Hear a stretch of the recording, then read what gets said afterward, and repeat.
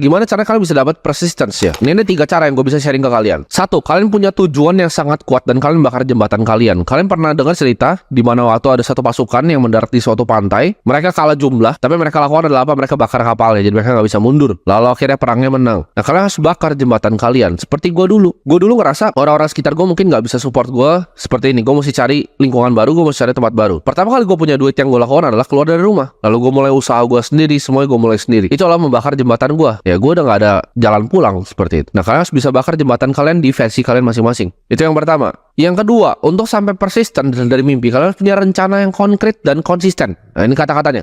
Konkret dan konsisten. Rencananya apa? Plannya jelas. Lu mau perang, ya bikin strategi perangnya. Gitu. Alexander the Great mau perang sama Darius Persia. Dia bikin strategi perangnya seperti apa, eksekusi seperti apa.